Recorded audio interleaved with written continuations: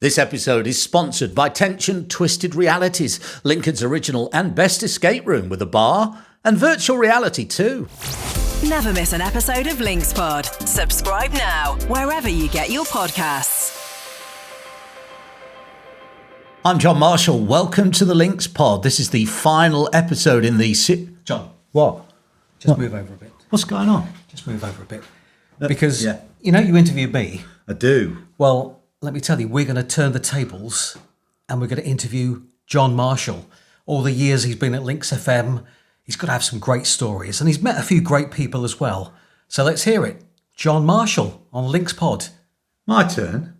Your turn now. Links Pod.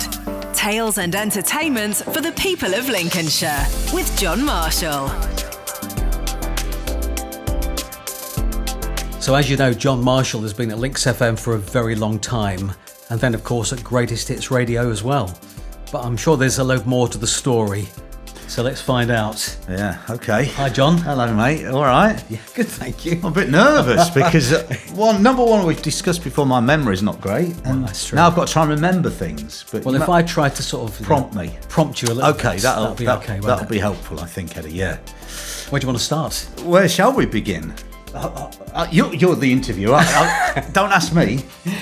What's your very first memories of radio? Even though you weren't on it, what's your first memories? My first memories listening to it. I always remember growing up listening to the radio, and I liked Radio 1 particularly when I was growing up. I can remember that. I can remember Simon Mayo telling me about Freddie Mercury dying. I can remember that specifically in my head, and having a bit of a tear before I went to school that day. I think it was a school day. I can remember visiting BBC Radio Lincolnshire very early on in my life. That was obviously I'm on there a bit now. How did you go? There was a studio tour, an organised studio tour, and I remember going in and looking around and thinking, this is an incredible space to be in. You know, everybody seems very perfect, but daunting as well when you see people doing what they do. I think when people have walked into a studio where you're in it or I'm in it and you see people doing their thing, you've become very at ease in that environment, but it's not an at ease environment, really. No, is it's it? not. You have to it's a false environment, really. It's isn't it? In a lot of ways. Yeah, you have to become at ease with that, and until you have, and if you walk into that, you go, well, how's he sound so normal and natural in that environment? It's like many things, really, but I do remember seeing that in those days and fancying a bit of that. And was there a time when you suddenly thought to yourself, do you know, I think I might be able to do this? Yeah, I started doing down the path. I met a guy called Dave Roberts, and I was working in a computer department in a business in Lincoln, and somebody was having a leaving do on a Wednesday night, and we went into town. Wednesday night? A Wednesday night. Okay. So this Dave Roberts fellow was the DJ in this nightclub called Vienna in Lincoln, and I went up to him and said, "Can you teach me how to do that?" And he said, "Yeah." You know, I thought, well, I've hit the jackpot here, but really he was looking for a bit less work to do himself. So if I went out with him, he would have to do a bit less of the work, and I would do the first 2 hours or whatever of the DJing. So I went round his house a few days later. We did a bit of showing me the ropes, and then I did start going to these different nightclubs around Lincolnshire with him. And at the time, in my head at least, he was about 36, 37. And I could tell his workload was drying up a little bit. Not dramatically, but based on his heyday of him doing that, it was drying up a little bit. And I thought, a bit of a playing it safe guy, me. So I thought if I go, because I started doing DJing a bit more, different places, and was offered some, you could do it as a job, work. To actually get properly paid for it as such. Paid, but also to make it so you didn't do anything in the daytime. Okay. Thursday, Friday, Saturday, Sunday, you could be out doing that. But the fact his work was drying up not a little bit, I thought I can't take that risk. I think there's not enough security for me. So that's when radio came into my mind.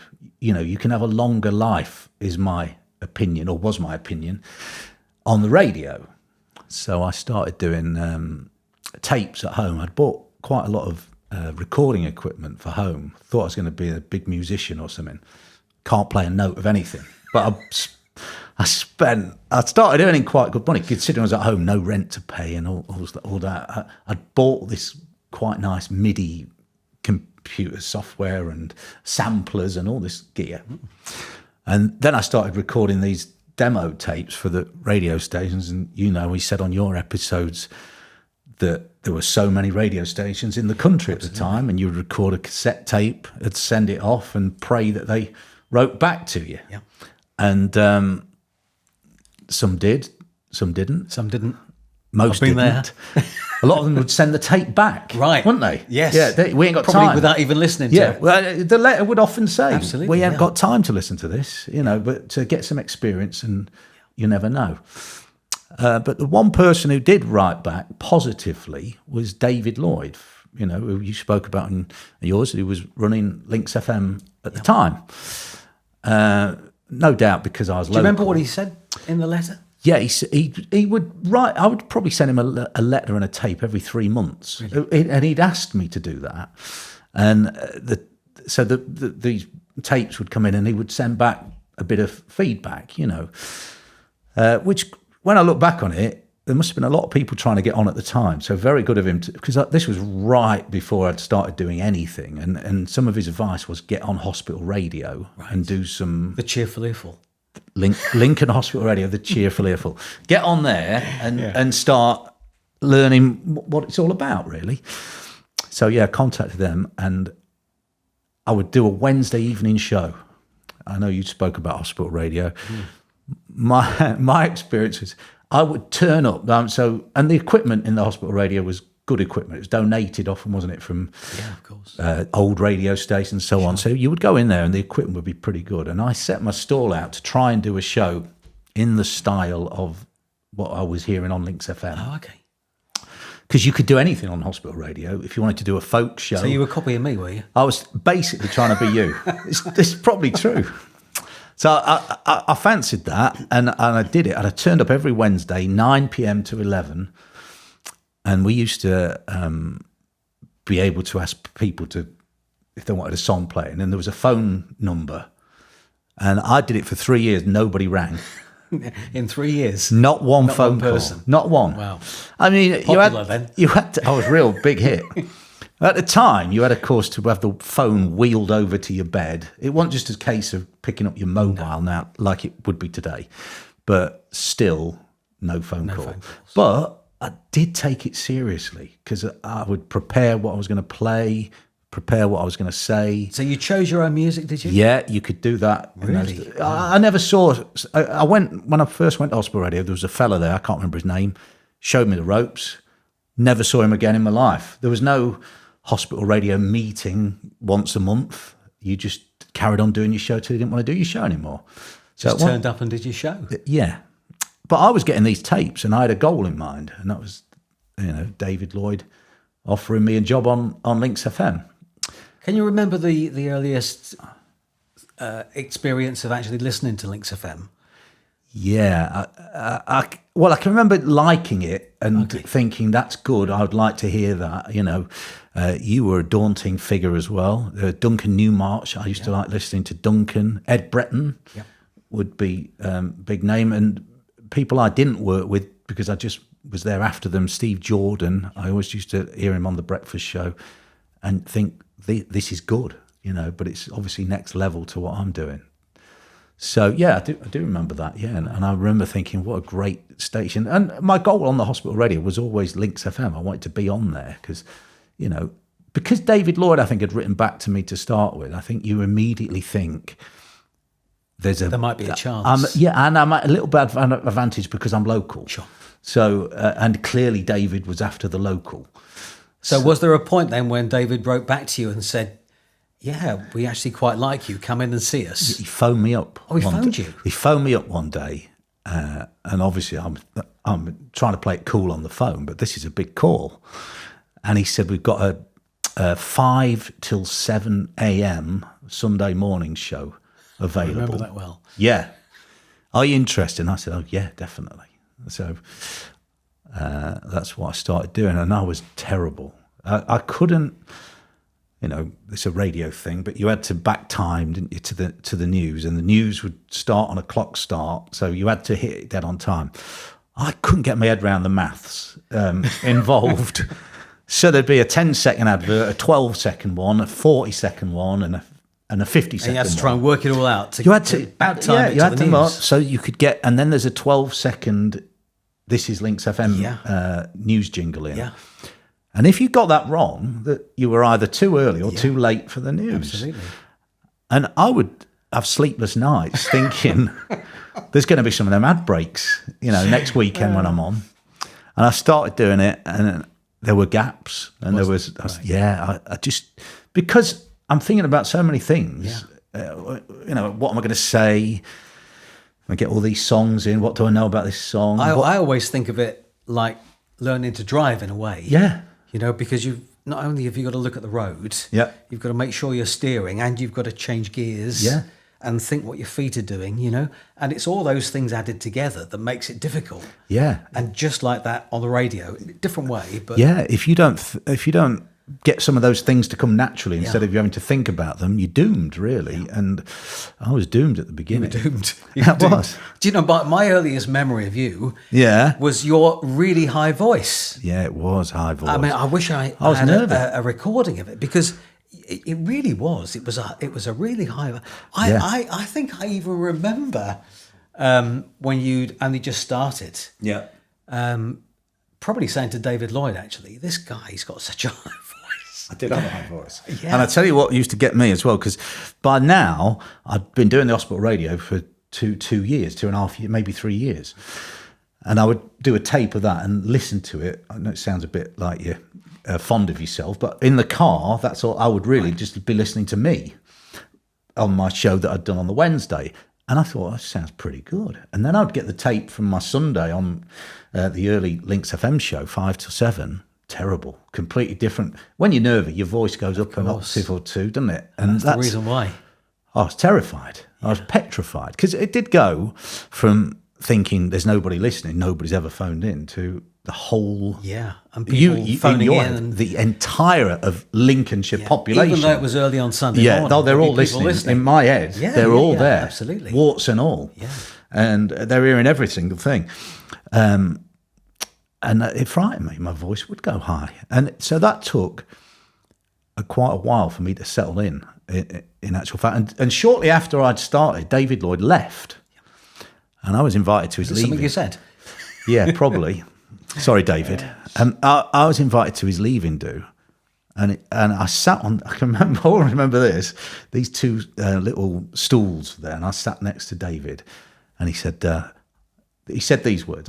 He said, I thought I'd made a big mistake when I took you on, but I think you'll be all right now. That's what I was pleased with the second part of the sentence. Right. And, hopefully he was proved right with his second part of his sentence. Amazing, but he did say that. And I thought, because I couldn't settle down to begin with, because I was nervous-headed, So you're doing Sunday morning first thing. And as soon as you mention Sunday morning first thing, there's one worldwide event that I guess we have to speak about, really, because it must have been, something you will never forget. This is Princess Diana, isn't it? Right. Terrifying for me. I mean, I hadn't been there long, and I went in to do the show, and there's a computer. I think we only had one computer at the time in the newsroom, and you would have a quick look at it before going on air. And when I looked on it, it said there'd been an accident, and that Princess Diana was injured but alive, and Dodi Fayed was not alive, which was sad. But in that situation, as you know, there's nothing that I have to do. This was at 20 to 5. 5 o'clock news came on, which is the beginning of my show, and the news was that she died. And what do I do now? Because I know in my head there's a procedure to follow when such a thing happens. but I don't really know what it is. I haven't been there long, 5 minutes.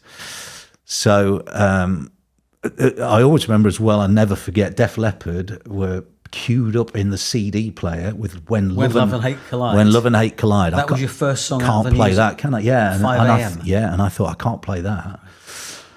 And, you know, in my inexperience, I'd never played a song on the radio that I hadn't been told to play.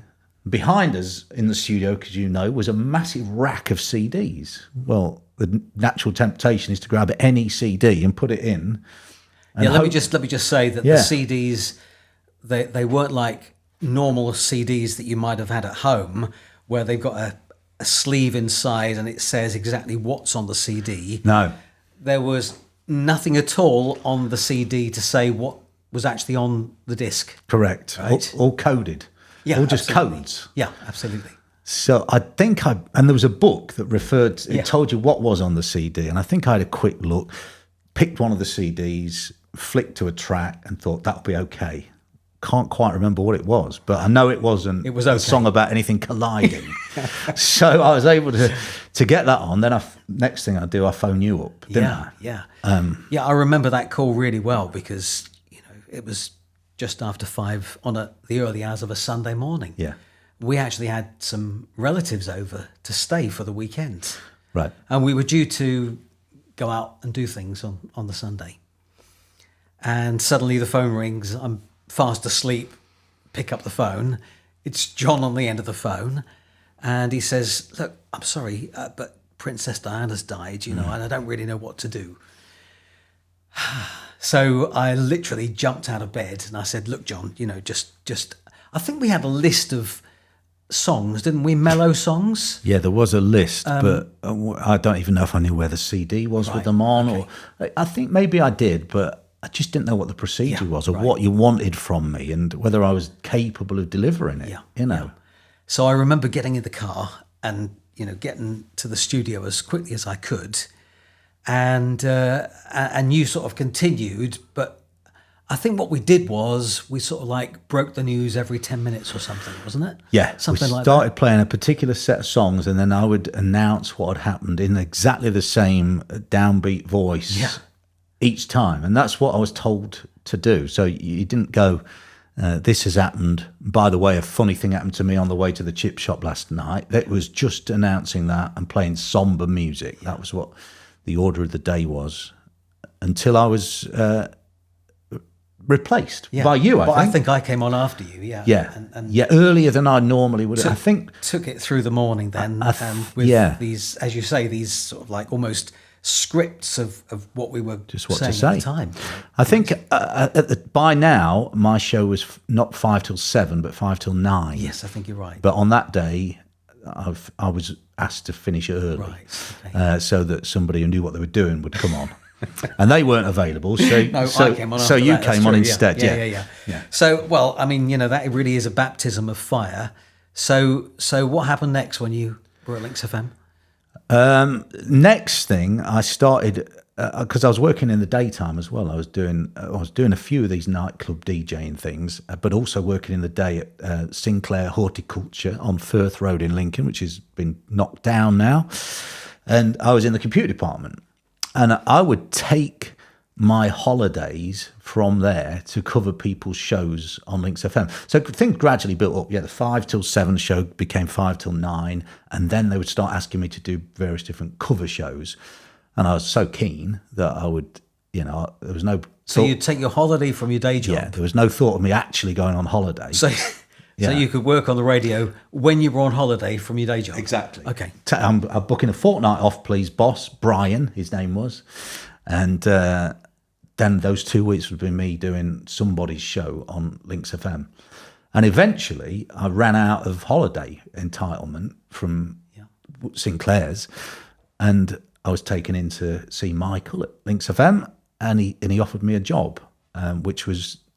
because I'd done computing, it was to be the IT coordinator, they called it, plus the swing shifts, which was, you know, when anybody's off, you do their show, whatever that show might be.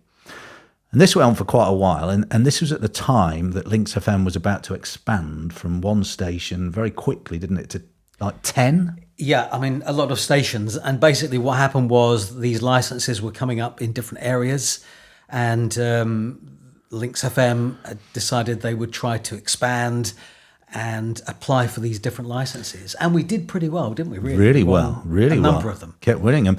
And the one particularly that we should mention is Trax FM in Doncaster, because Paul Chivers was the breakfast presenter on Links FM at the time, and I was told that he was going to move and be the programme manager at Trax FM.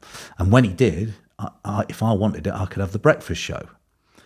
And then, of course, in the world of business, things get delayed and delayed and delayed. So here's me. I'm going to be the next breakfast presenter. But it was how long's a piece of string before that day actually comes around. And I did the RSL in Doncaster. They would put me in a B&B in the week. An RSL, we should explain, is a restricted service license, isn't it? And for a month, I think you could do it a couple of times, couldn't you? In a month-long period, in the run-up to the radio station going live, you could do this is what it's going to be like, to try and win the audience over, and part of your application, I think, wasn't it? And they had me doing the breakfast show on there. But then breakfast show on Links FM obviously was where I wanted to get to, and Paul Chivers eventually did go off to Doncaster to do that, and I got the show. And you took over.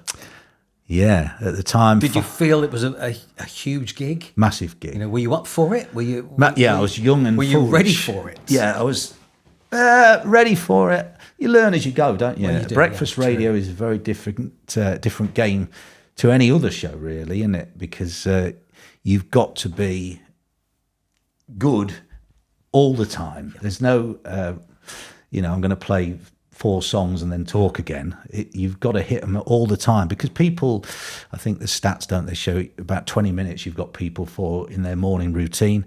So you've got to give them all something good in those 20 minutes. Otherwise, why are they going to listen to you tomorrow? So it was a tall order. And, I've since learnt, since going off to the BBC, that there's a lot more support. And you were riding it Elsewhere. solo. You were, absolutely. You were driving the show by yourself. For sure. Nobody was telling you really what content would be on the show. That was all down to me deciding what would be on it. Same for anybody on commercial radio at the time. There wasn't a producer. There wasn't anybody helping out. So in those early days, any memories of things that you did at the time? Well, I remember enjoying it every day. Some days more than others. Even though it was a very early start. So It was 5 a.m., wasn't it? Was it 5 a.m. start on air. So I would get up at 3:30 and be in there for 4:15, get ready and be on the air at 5.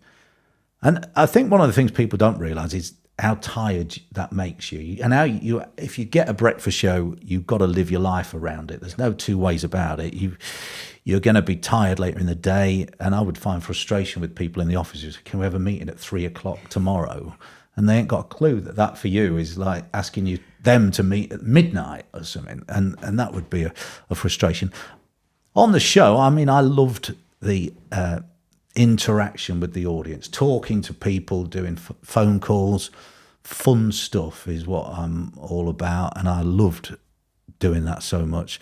I always remember when we did band camp, which is, I was really proud of that, because this is where the presenters, you weren't one of them, were you? You were busy. I wasn't one of them, no. But we formed a fake band, and I wrote what I thought were funny 3-4 minute bits, and we produced it with a variety of the presenters anyway, who would formed into this fake band, and it was the story of them all supposedly living together. It's about the time X Factor was starting and all the Pop Idol and so on. So I suppose it was a play on that. But then we finished up playing live at the Lincolnshire show, and we couldn't really believe it, because we were bad for one thing, but we had recorded 2 or 3 songs, and we made this 12-week series on the breakfast show. And when we got to the Lincolnshire show, there were hundreds or probably thousands of people waiting. There's videos on YouTube, I think, of it. We couldn't believe it. We thought, they think we're going to be good. And we had a backing track, and we had the instruments, and Rob Hammond did a decent job of singing it. He was on lead vocals. He was on lead vocals, and it was the whole project of that sticks in my mind forever. But it was daily things that I liked as well. You know, the Famous Five competition I would do, and the I loved the music. I loved the audience. I loved the fact that the things you miss these days on almost all radio stations, where you can say, I was doing something yesterday that you might have been doing, you know, somewhere you've been, and that's missing, isn't it, these days? So I had a good time. Or leg waxing, people always remember that. Leg waxing, I you remember that? Yeah, your screams. Yeah, we literally. I mean, it was legendary. All live. Screams. Yeah, we had the woman come in, set up a couch thing in the studio, and she ripped the hairs off my legs live on air, and I was squealing, Eddie. Yeah, I was squealing. Now, the thing is that you did the breakfast show. I'm not sure how, whether you were the longest ever running breakfast show presenter on Links FM. I think there's a fair chance you I think were. I was. I did 13 years. I don't think wow. anybody else did 13 That's a long years. That's a long stay. It is, yeah. And you know, when I look back, it flashed by. Yeah. It didn't ever feel like I'd done 13 years, and I loved it all the way through. Eventually, it became 6 till 10, but 5 till 9 was the order of the day at the beginning, and I turned up and did it. Yeah. So you moved on then, and did you go mid-morning after that? Yeah. Right. Yeah, mid-morning after that. Yeah. I was taken out for a coffee by Sean Dunderdale, and he said to me, Ed Breton is coming back to Links FM after he'd been away, hadn't he? And I always wonder what would have happened here, because Sean offered me a choice of having this coffee. He said, you can either... What, you mean either latte or cappuccino? Yeah. Sugar or not. He said, you want to either carry on the breakfast show, or do you want Ed to go on the breakfast show and you do mornings, or Ed will go back on his old show, which was the morning show.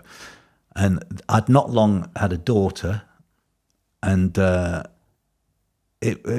was finding I couldn't really do what I wanted to do with her. You know, it was summer as well, and she was available to go out and do things. And as we talked about, I was tired.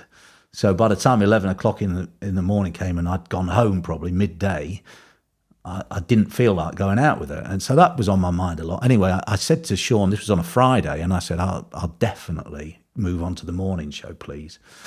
And he said, don't you want the weekend to think about it? And I said, no, I definitely don't need the weekend to think about it. I know that's what I'd like. Yeah, that's what I'd like to do.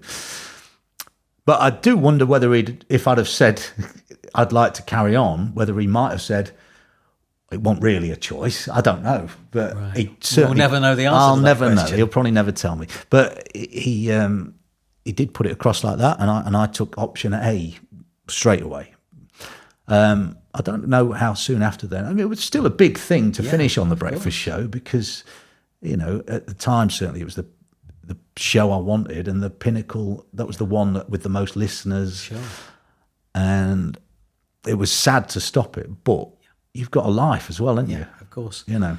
And you know, a lot of people don't realise, but I think we mentioned this when I did my podcast a little while ago, was the fact that we all did 6 days a week. Yeah. We were on air for a 6th show at the weekend. Yeah. And your 6th show was Sunday morning, right? Yeah. So you were doing breakfast during the week. Yeah. And then doing Sunday morning. Now, this is the time, because Sundays was a time when we used to get the interviews. And well, you can probably fill us in now, you know, as to the interviews that you did, and maybe some of the stories to go with it. You would get me into those. I loved that Sunday morning show. The Family Goes Free quiz was a massive thing. People today still come up to me and say, I wish that Family Goes Free. I missed that. Do you know, I remember once, What? I think it must have been Christmas time, that you said, I tell you what, why don't we do a presenter version? Oh, Do you remember this? yeah. And I think it was me and my family against Ed Breton Oh. and his family. Yeah? And I've no idea who won, but we came on and we did exactly the same as everyone else would normally do. Brilliant. It was very popular, that. Yeah, and then later on in the show, I would often have 2 parts of a big interview that you'd arranged for me. And when I look back, I really did talk some big names, back in the day. Annie Lennox has just sprung into my mind. I went down to London to interview her. Have you interviewed her? Probably, but I can't really remember now, to be honest. I went to. She was the most daunting person. When I went into the studio, there was zero small talk, and I thought this. There was no. Have you had a long journey? How are you today? Straight into it. Yeah, but a little bit. To somebody who'd never interviewed anybody that big at the time, I thought, I'm a bit nervous now. Right. She put me off guard. As soon as the microphone opened and they said we're recording, she was amazing. Complete change. I don't think she was being funny. She'd probably done 10 of them already that day, and just didn't want to do any small talk. But when the microphone opened, she gave me nearly half an hour of brilliant interview, and I really enjoyed it. So I remember that one. Now, you went to London probably quite regularly, really, didn't you, to do these interviews? Yeah. So you must have been face to face with so many big names of the day. Pink was a big one for me. Yeah, I remember that was in this little studio on these a bit like this setup, really, me and Pink. And I remember saying to her at the end of the interview, "I'm disappointed you didn't swear." And she said, "I can do," and she did. She did. She did. Didn't play that on the radio, no, but she did. And then Robbie Williams, who came and hugged me after I told him about 90,000 people had seen him at Roundhay Park in Leeds, and I'd been there. And when I told him it was a good show, he reacted as if nobody had ever mentioned that he's any good to him. He's got a needy personality, I think. Right. But yeah, over he came and he said, "It's so great to hear somebody say that." And I thought That's amazing. It looked like it went pretty well to me, Robbie. I remember a time when you came back to the studio one day and you'd been down to London to meet Cheryl Cole. Yeah. Do you remember this story? I do. She bought me a coffee. Yeah. I'm never going to forget it, am I? Yeah. She sat there in a thing, and her assistant came in to see if she wanted a drink. She said, "Could you like a drink, John?" And do you know, there was a time when the likes of Starbucks, it wasn't, you either had a coffee or you had a tea. Right. There was no latte and so on. And she ordered a skinny latte. I had no idea what it was, but I said, "I'll have that." Yeah, I'll have the same. So yeah, she bought me a coffee. Another time I went down to, I hit the jackpot this time. I went down to interview Take That, which is already, you've hit the jackpot. But then I got a second. They were going on to TFI Friday later that night, and I got told, "If you want to go to the TFI Friday, you can." And I did. And U2 were on, Take That were on. I can't remember who else was on, but hit the jackpot that night. So there I was. Yeah. And of course, the other thing was you sometimes would go to interview various acts backstage at gigs, right, as well. So Ed Sheeran, I took my friend Gary, who couldn't believe his luck, to do Ed Sheeran, sat backstage in, I think that was in Sheffield. That was incredible. And he's a very normal, down-to-earth guy, Ed Sheeran. Yeah, and he was sat backstage just chatting. And I always remember on one occasion, I was going down to London to hear his new album. Yeah. And there was just a few people who were going to hear the album. And it was at a recording studio in London. Yeah. And I got just pretty close to where the entrance is to the recording studio. And standing at the door, outside, in the street, outside, waiting at the door, was Ed Sheeran. Really? To welcome me in to the recording studio. Yeah. That's great. Yeah. I chatted to him backstage, and must have been 10 minutes later, me and my friend had gone out and joined into the crowd, and then he's on stage, and the fact he does that show by himself, I mean, the cost, no wonder he's made a few quid, because he can create that sound of that whole band with just his foot pedals, can't he?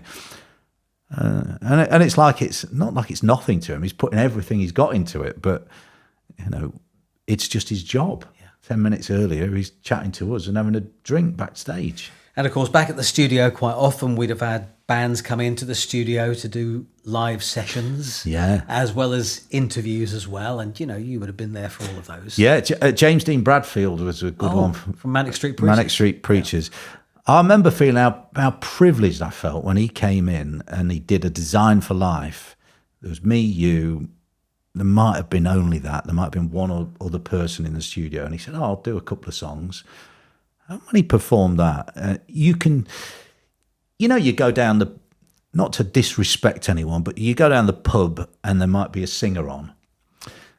And on the night, you might think, blimmin' heck, they're good.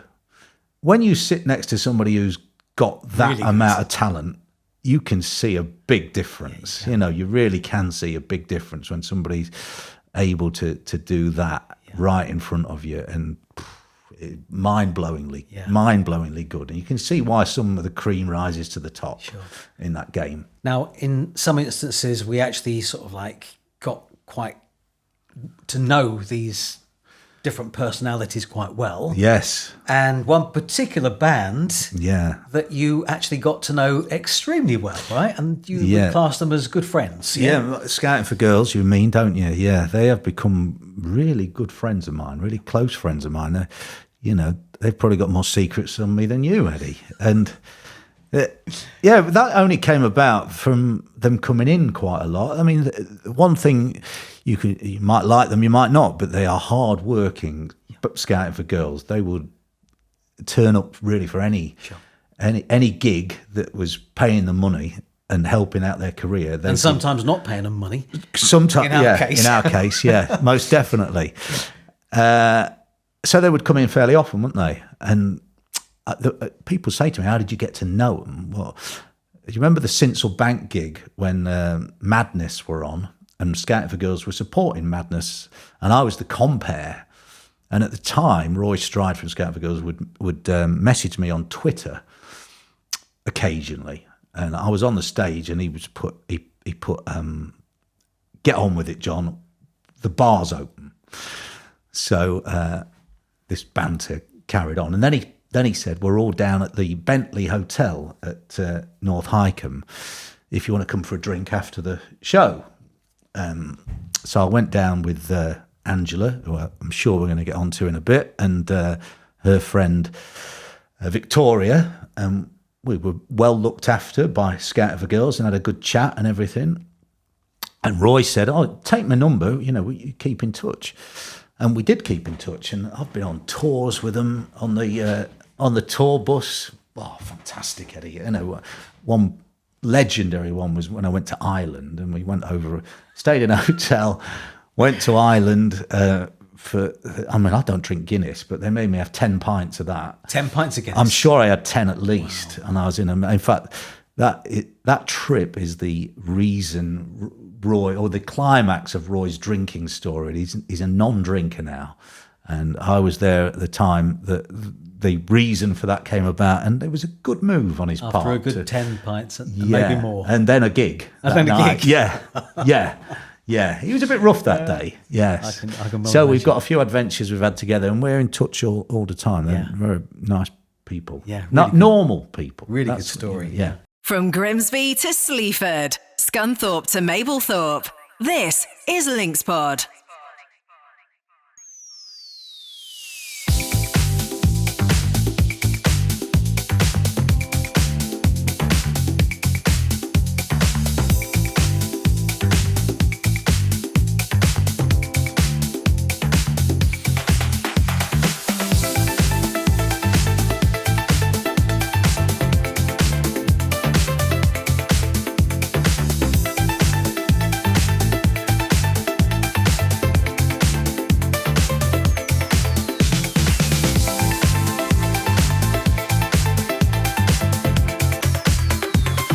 Hi, I'm Stuart Miller, owner of Tension Twisted Realities here in Lincoln. How long's it been here, Stuart? It's been here since 2016, John. Wow, okay.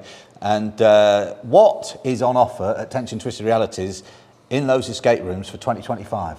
Right, so we're going to have some expansions with rooms. We're going to add a 10th room this year, and we're going to be revamping some of the current rooms we've got. Can you do some of the names of those places? Because I love the names of them, and it paints a picture in your mind when you hear the names as well. Right, so we've got Victorian Inquisition, we've got Magna Carta, we've got Plague, Lancaster, Mad Money, we've got the Theatre Royal Room based on Snow White, we've got Shipwreck, and the newest one that's going to be opening is called The Last Appointment. The Last Appointment. That's a medical themed room? You've got it there, yep. Okay. Very difficult to get the last appointment, isn't it? Definitely. Yeah, that's without a doubt.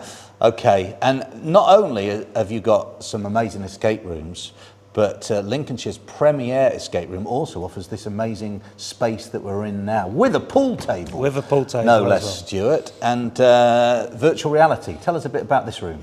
Yeah, so down one side of the room we've got all the VR booths. We've got over 100 games and experiences on there.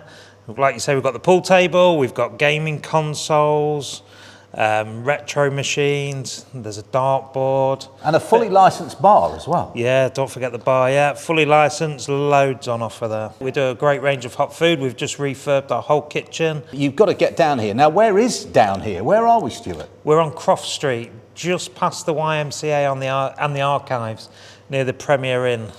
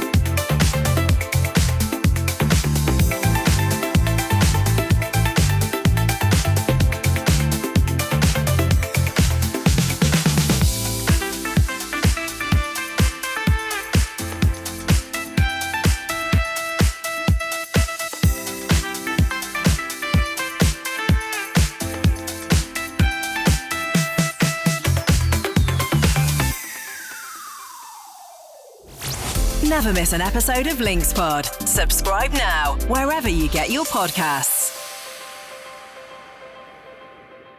Yeah. Now, you mentioned Angela just for a second there. And, well, I think Angela has to be part of the conversation today, right? Yeah, you're going to upset me now, aren't you? Yeah, go on. You do the talking to start with, Eddie. No. So, well, I don't really know where to start. I think you ought to start, to be honest, John. Well, yeah, I suppose I met Angela's Eleanor's mum, if you don't know that, and she isn't with us anymore. The cancer got her in 2019. She was ill, or diagnosed, not ill, for 6 years, from diagnosis to dying. And she was there through all the time that I was on the breakfast show. She was by my side, if you like, and we lived together, and that actually made life quite difficult at home. In fact, I did the breakfast show because at 3:30 starts. That alarm clock. Nobody really wants to be sleeping next to somebody who's got to be up at 3:30 in the morning, because you're going to wake up at 3:30 in the morning. So that was a bit of an issue in our relationship. But she was fantastic and great supporter, and things didn't work out romantically for us, but we remained like the best friends that you could possibly imagine. Eleanor came along, and she was 14 when Angela died, and in those 14 years, there wasn't a year where we didn't just do holidays together. I like to think that we sort of stayed together, even though we weren't romantically together. We were still together. So we would go. Well, we lived together, and then we would go and do everything we could do as a trio. Me, Angela, and Eleanor. Now, you mentioned the fact that when you do breakfast, you got to get up early, but then everything goes into that program, and you're the life and soul of the party, right? Yeah. Now, when that news broke that Angela wasn't very well. I don't think anyone listening to the radio would have ever known that there was anything going on. So how do you do that? Yeah, that was not easy. There was a period there where I was not on the breakfast show, but on the morning show by then. And there were times, Eddie, where I'd go to the hospice and, or we'd been in the hospital in the middle of the night. There was a number of times where, you don't want to get too horrible, but the ambulance would come in the middle of the night and carry Angela down the stairs. And 3 hours later, sometimes if I'd visited the hospice in the morning, half an hour later, I'm on the radio trying to entertain the county. And you can't go on the radio and start saying, guess what happened this morning? You've got to do the show if you're going to do it. And Angela encouraged me to carry on doing the show. I'm sure there would have been some compassion from the bosses if I'd have asked for it. But you can't immerse yourself in that world entirely because it'd drive you crazy. To get a break from it, she would say, go and have a game of squash, go and do your radio thing, I'll see you later. She was very brave, Eddie, as you know. So, but she had your back, She would try and make sure you had a good life as well as doing your looking after her. And like I say, we weren't together. She was in one room and I was in one room at my house. But everything else was as a couple, I suppose. And, there was, after a diagnosis, I was never going to ask her to move out. She moved in temporarily to my place with Eleanor. And I would never have said to her, can you leave? Yeah. I missed out a bit on... I'm on the shelf now, aren't I? So, that's Angela's fault. But, the thing is that you were talking about, going down to London to meet Robbie Williams and all these other things. And this was at the same time as all of these things were happening in your private life. Yeah, I didn't stop that. You can't really imagine how those two things go together very well.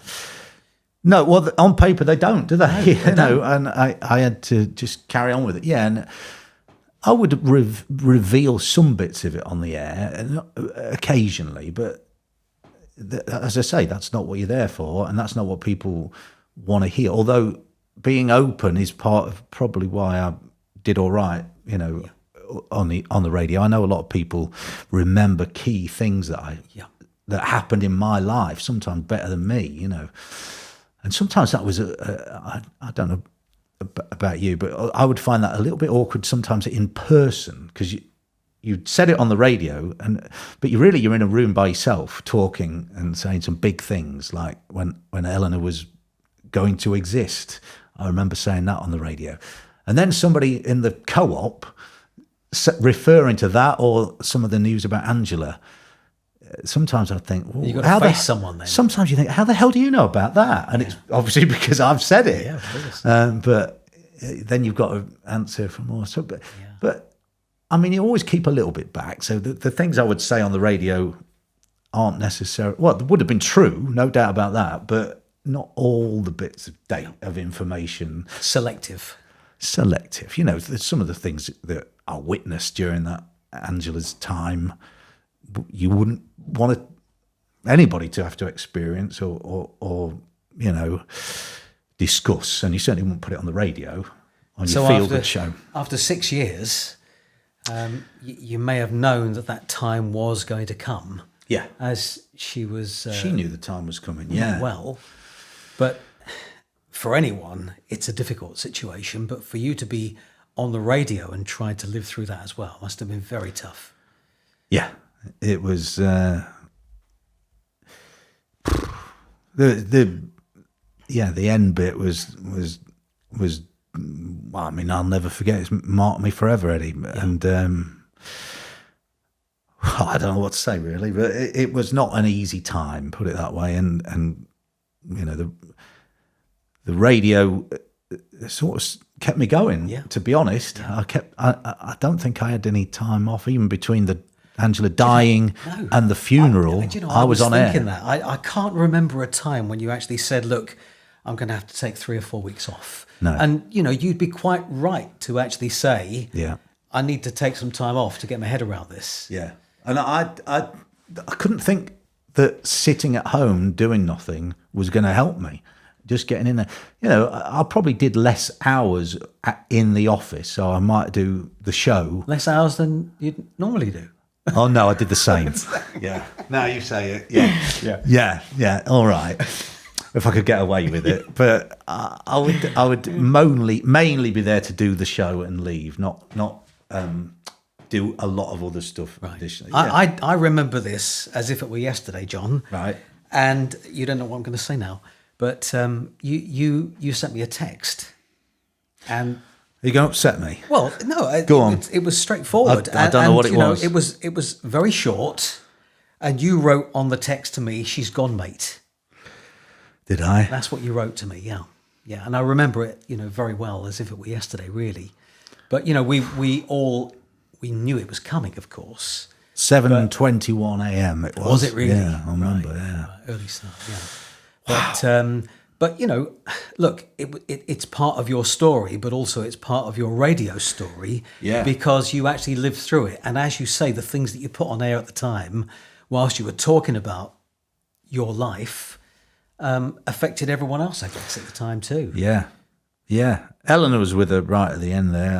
I was down the corridor, and I think that was quite nice actually, because there was a few people at the hospice, St Barnabas Hospice, and the only one with her at the moment it was Eleanor. Was Eleanor? Yeah, and so I would have texted you a few minutes after that, I'm sure, Eddie. And then me and Eleanor went for a drive, and a few minutes later, really. Well, it feels like it. I might have been there for an hour or two afterwards, and then gone for a drive, but.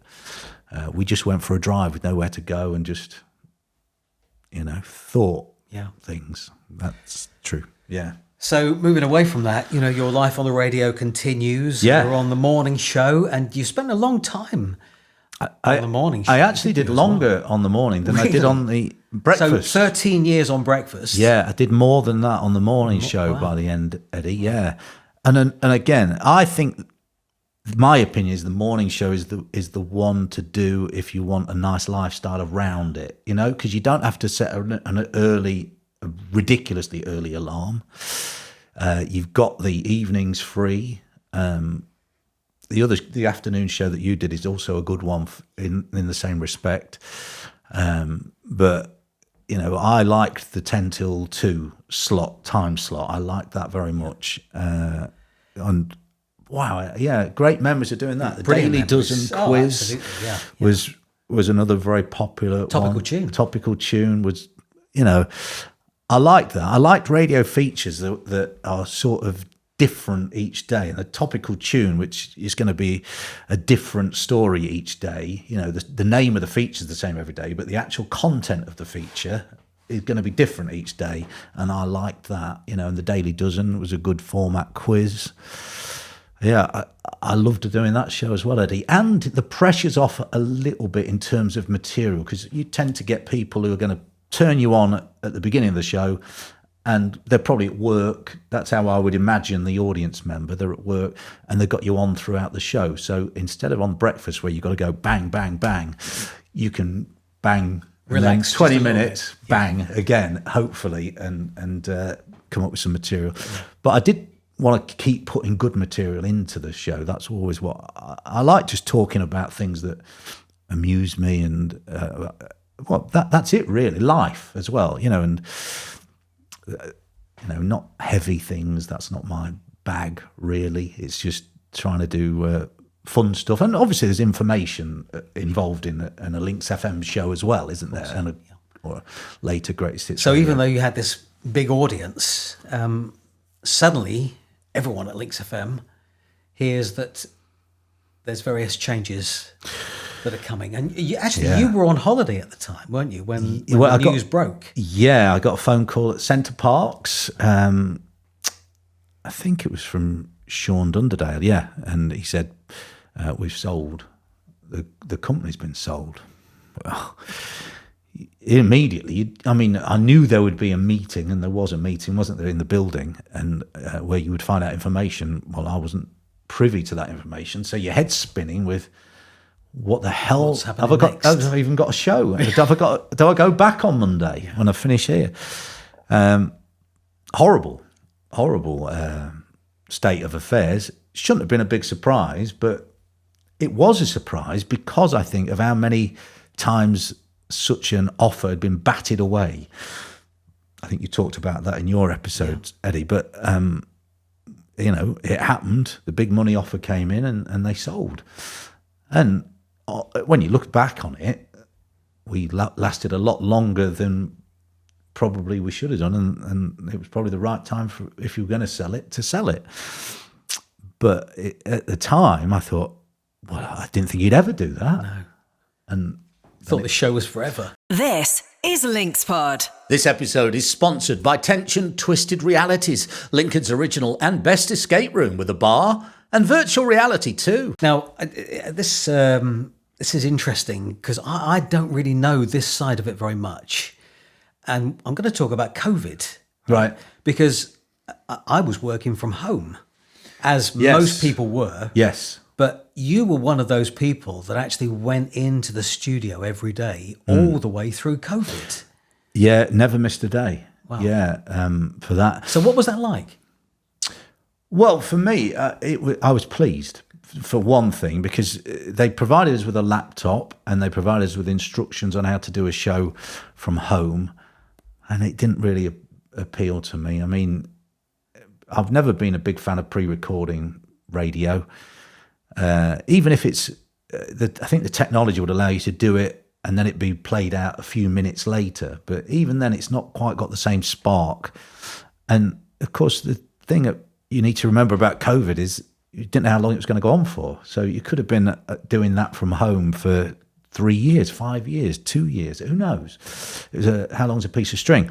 So I wanted to avoid doing that, and they did put measures in place. It don't make it sound. One person, Joseph, would be in the breakfast studio in a different studio I would have to to go you. into a different studio and not really interact. So And caution was taken. After you finished, then Rob Hammond did his show from home, right? He did his show from home. Yeah, Rob didn't come in, did he? And I think it was Andy Fenton. Andy who did his Fenton show from also home did his as show well. from home. So it was only me and Begley in the So building. you were given the option, were you? But you didn't take it up. No, I can't remember if I was given the option because no, I'm not sure if I was, Eddie, because I think it was the interactive elements on my show, like the Daily Dozen, which I'm not saying you can't do that from home, but they need to invest in a lot of equipment for you to be able to take live phone calls.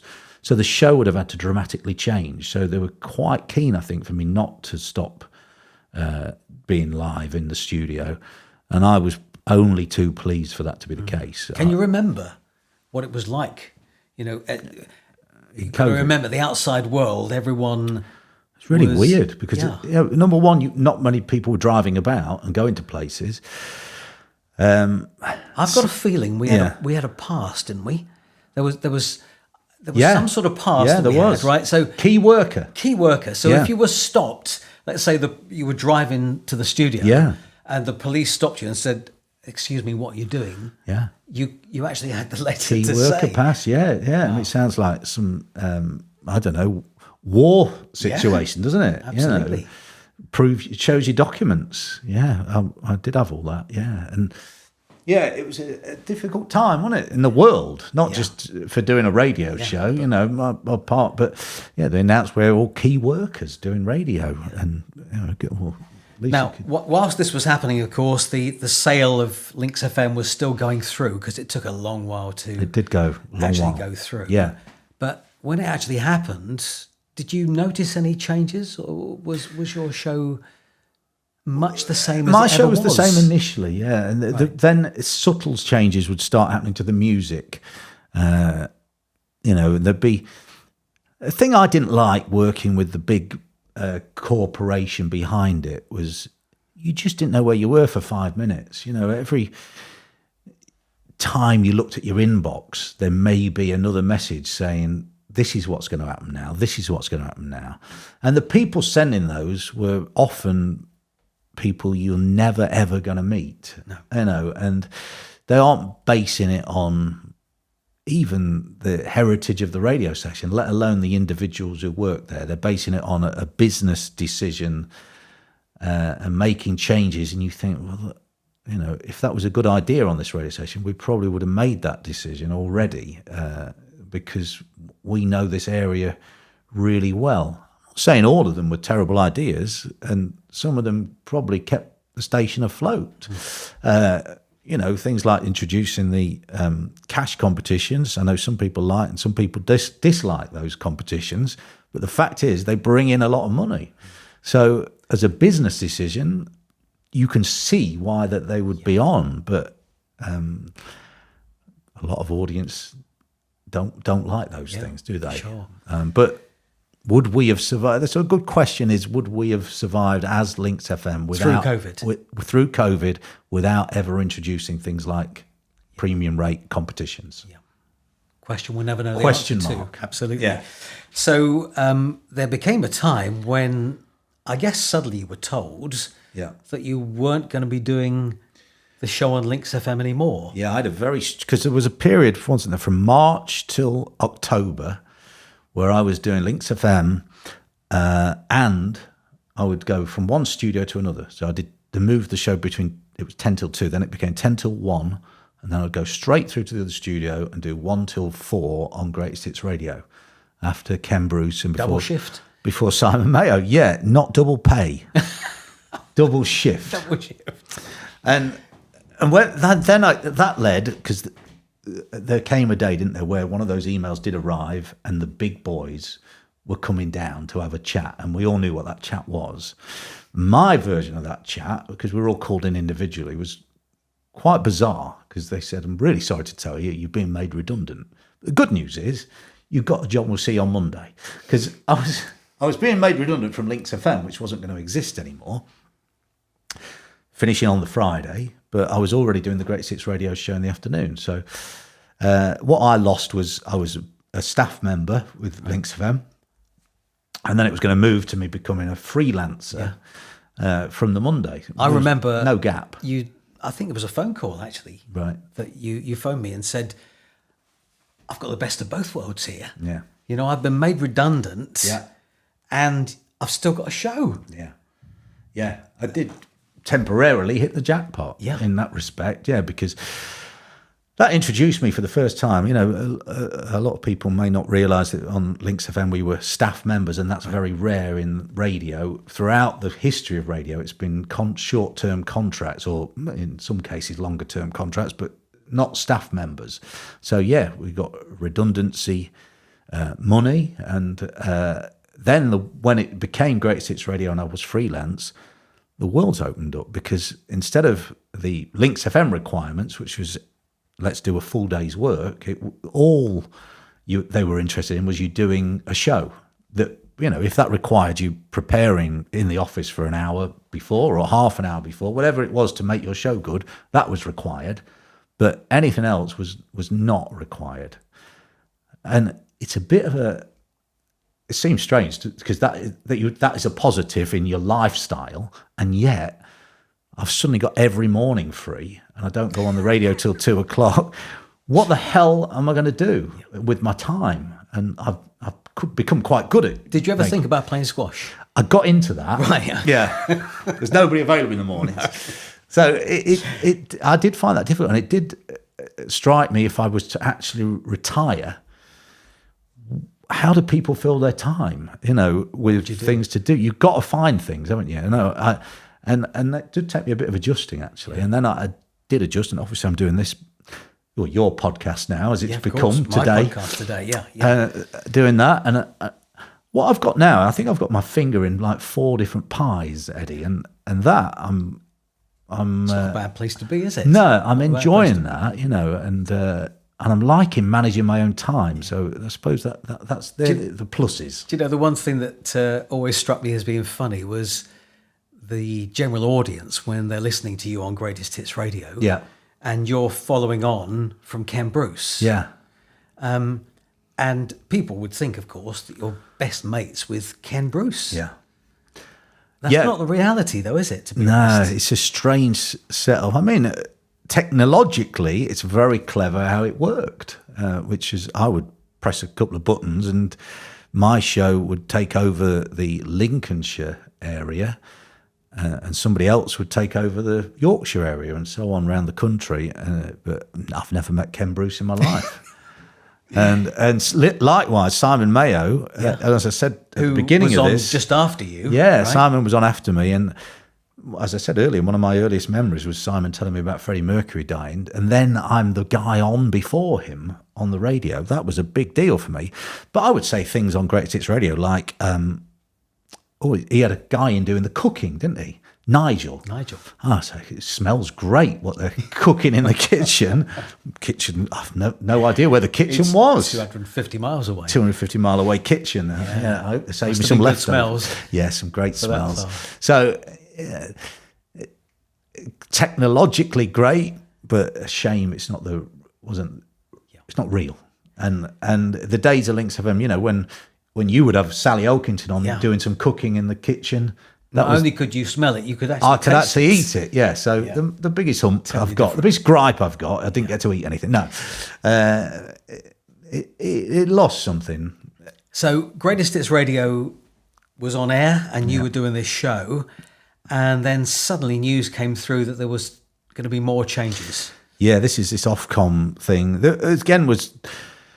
That was a long time coming as well. People say to me, "Oh my God," because it was when the end actually came. It was a 2-week period between finding out the actual date, but the run up to knowing when that was going to happen, that was a long run up.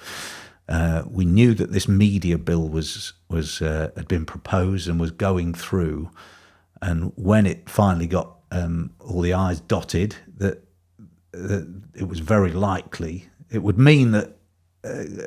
Again, we explain things for people who don't know. Radio, they used to have a 3-hour local show from the area, the TSA, didn't they? The transmission service area that we broadcast to had to have a 3-hour show coming from within that area, which is why I had a job on Greatest Hits Radio. And then the media bill altered that and said they don't have to do that. And so Kate Thornton nicked my job. Yeah. And you've never met her either? Never met her either, no. So, yes, it's a money-saving thing. Yeah. Now, I was just going to say, that very last day that you were on air at Greatest Hits Radio. Wow.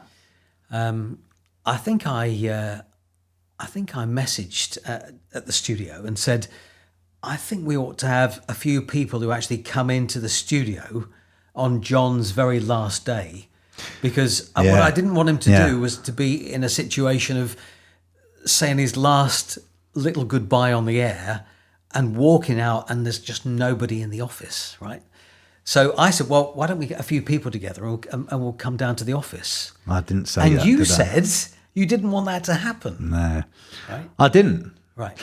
My memories of that building were when you were there, when it wasn't.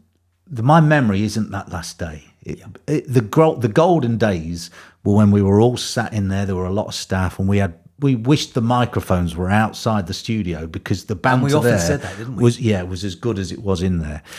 When you're walking out and there's somebody you've worked with for 5 minutes compared to the people you worked with for many years, I didn't want that to be my last thing. Really, I just wanted to get out of there on the last day, to be honest. Get out, get in my car. I know I was going to be upset because one of the strangest things is the autopilot of driving to the building every day, which I did that for 30 years nearly, just getting in the car. You did as well, and that bit, breaking that bit, because the shows, there were standout bits in over a career of broadcasting, but a lot of the shows when you're driving home, you think, that was another show. I'm on my way home now. Absolutely. But driving there and seeing the people that you worked with and we did great stuff with, that you can't get that back. And no, I wasn't that bothered on the last day. I was upset, but I didn't, and I knew I'd be a mess if there was a load of people there. I'll tell you what, there's a legendary picture, isn't there? Yeah. Of you coming out of the door. Yeah.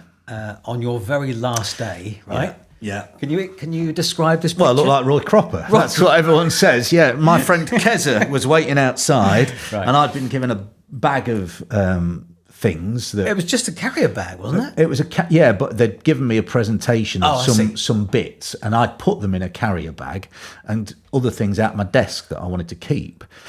And through I came with this carrier bag and this coat that my mum had bought me from TK Maxx, which turned out to be, I thought it was quite nice, but it was the same coat Roy Cropper wears.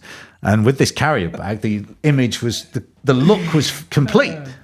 So yeah, thanks, Eddie. Set in history, that. for Yeah, sure. set in history. Yeah. So Thanks, you Keza. so you mentioned now that you've got sort of like 4 things all Yeah. being juggled at the same time. Yeah. And this is life outside of Links FM and Greatest Hits Radio, yeah?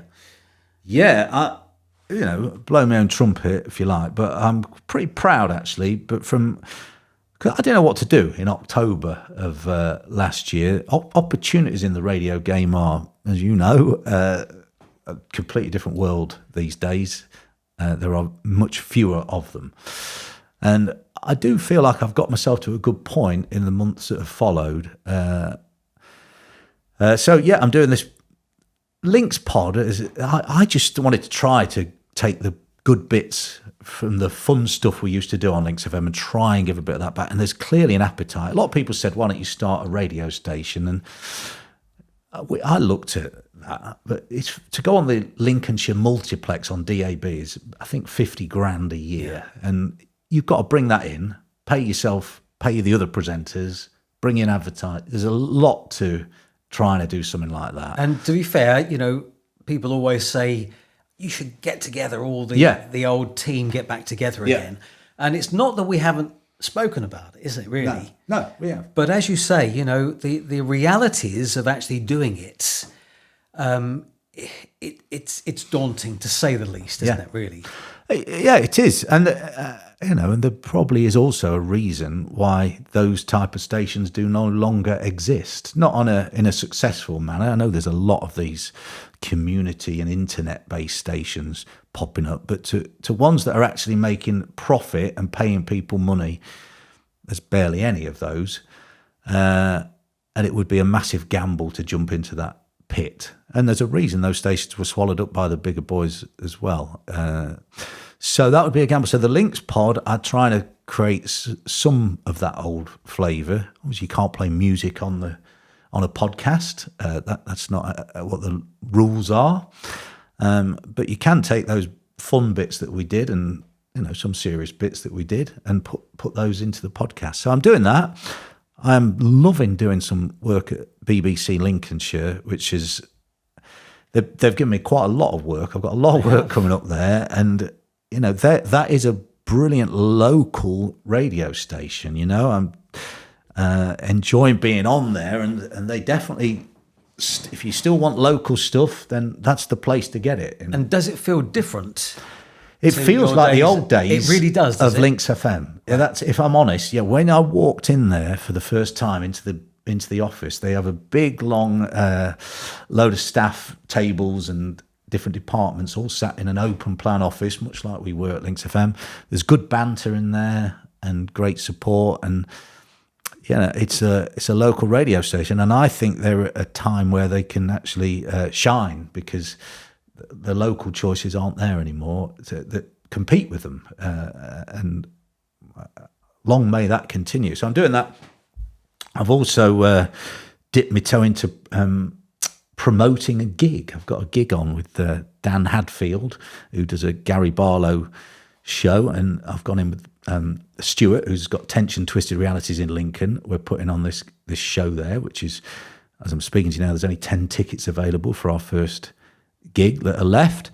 So I could see myself doing a bit of that as well. And I've got lots of other stuff coming up. I'll tell you what I'm doing. Ladies' Day at Leicester Racecourse in July. I've got to go round, judge the best dressed ladies. Yeah. And then in the evening, Sophie Ellis experience on that sort of thing before? I've looked at ladies before. And in the evening, Sophie Ellis Bextor's on, so I've got to introduce her on the stage. So it's a murder on the dance floor. It will be. If I get some more bits and bobs like that. But I tell you what, I do like this. I mentioned a bit ago, managing my own time. When we're doing this at a time that suited me today, whereas in the full-time job, you text me and said I was late. You were 3 minutes late, Eddie. I was fuming. But that is again, it's in your head. You've got to remind yourself to work. That's the only thing, because this is just keep me busy. But I can manage my own time. So if somebody says, "Do you want to meet on Thursday?" I can say, "Yeah, I can meet you on Thursday." But then you've got to remember that on Friday you need to do a bit of work. So, but yeah, I am enjoying all the things I'm doing. So looking back over all the years, difficult now to think on your feet. But are there any moments that really stick in your memory as being some of the highlights? Wow, Eddie, I don't know. I think that highlights are probably life highlights that then you reflect on the radio. So Eleanor coming into the world, my daughter, that is, Angela leaving the world, and we've talked about these things already, but I think they're the things really that will. The stuff I shared on the radio is big for me, and a lot of people know a lot of stuff about me that I've long since forgotten. And I think they're the things really. If I'm honest, I mean, there's great moments on air. I remember doing that 24-hour show that I did for charity, and we raised a lot of money for the Cash for Kids, and there was was it only just a challenge to do, but I think that we made good radio of it, and a lot of people, from my broadcasting past popped up, didn't they, to do bits, surprises to me, and they would come on, and not very good with things like that, to be honest, but I do, when you hear people talk about it, you think, blimey, we did achieve a lot, didn't we, at that radio station, and it went very well, and we were, we've remained good friends, and people have remained. It's the people. I think that's kind of where I'm coming around to. The people that you work with are the ones that you remember the most, and I hope we gave people a laugh and a good time when we were on the radio, and I think that's true. We did. I think we did. How's that? Sounds good to me. I passed the test. I think you passed the test Right. with flying colours. Thanks, Eddie. Yeah, well done, John. Nice Right. one. Didn't record that. Yeah, none of that recorded.